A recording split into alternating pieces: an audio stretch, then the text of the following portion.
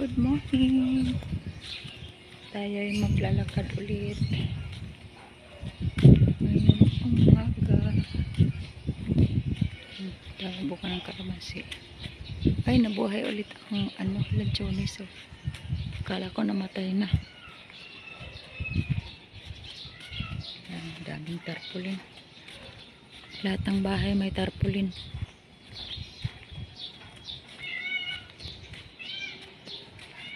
Dito naman ako dadaan sa kabila. Ganda ng bougainvillea, oh. Walking tayo. Hindi pa pumasok yung mga tao. Oh. Naka-standby pa yung kanilang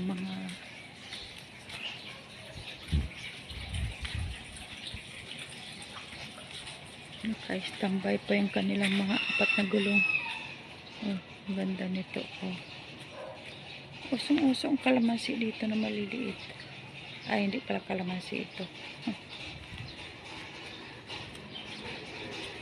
Hi, little husky. Hi, little husky. Hi, little husky. Hi, cutie husky. Cutie. Ang pogi mo naman. Ang pogi mo. Kamukha mo si Monty. Ang pogi ng little husky na yan, oh. Hindi ka pala little. Bigasi ka pala. Bigasi, no? Gwapo, no? Gwapo ikaw. Gwapo ikaw, no? Bye-bye.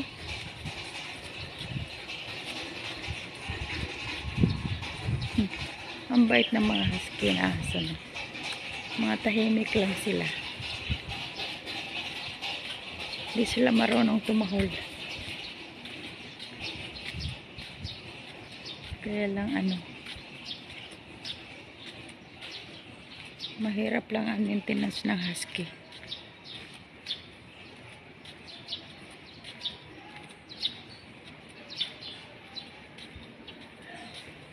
Pero mabuti yun, nasanay sa labas.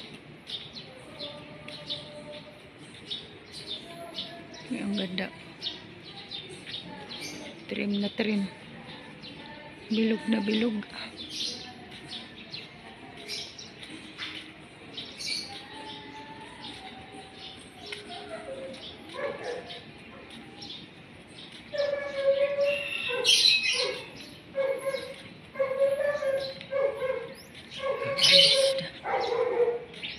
Aalis na siya.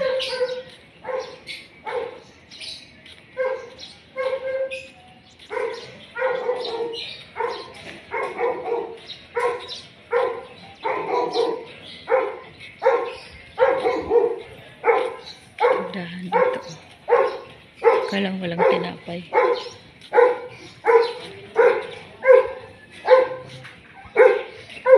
Puro ulam.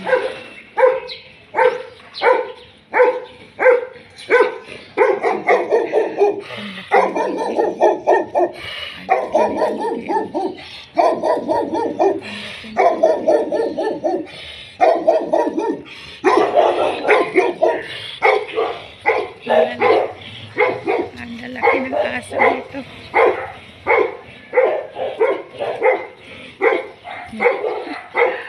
Wow, ang sikat ng araw. Ang sikat ng araw. 6 o'clock pa lang.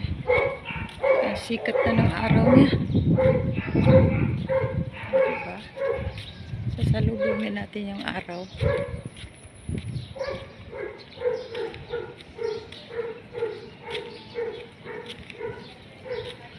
Civil.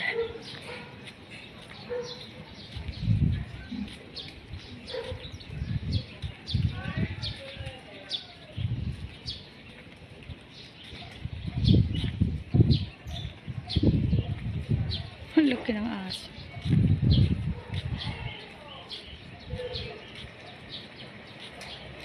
Yan. Tayo. Ulit tayo na.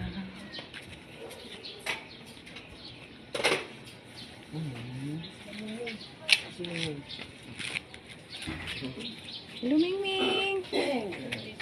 Hello, Bingbing. Bingbing. Aso sa amin, pumasok na eh. Pumasok Sa loob na. na ba? Ah, Doon na rin tumito. sa amin sa loob lang din sila nakatira. Nandun, tapos lalabas. Kasama sila sa pagtulog. Ayun dati, ganun. Pero punayo ko. Umakit hanggang sa taas. Sa amin, ano, sa anak ko kasi mga aso namin. Nasanay sa loob. Ayun, Kasama nila sa pagtulog.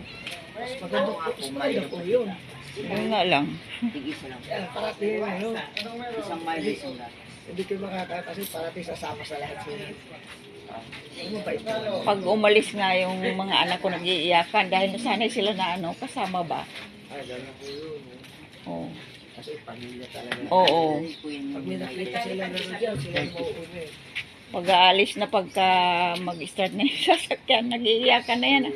Akala kasama, parang bata na talaga sila. Oo, maganda na rin po yun. Kasi may bantay. Ibig sabihin, maganda yung ano.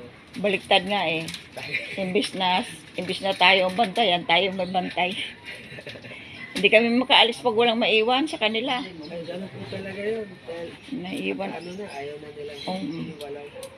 Nakabantay lahat. Pag nagkaano kayo, nagkasakit ka, kahit na may sakit lang, Nako talaga.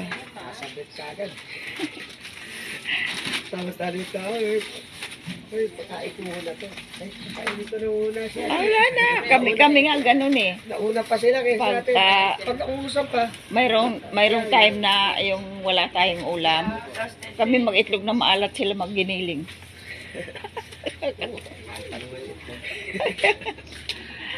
Kasi bawal sa kanila yung itlog eh. Mga ano sila magulay. Sige na po, bibili na tayo. Hindi ko, akala ko may saging pa eh. May pandesal pa po. Sana makabalik yan sila.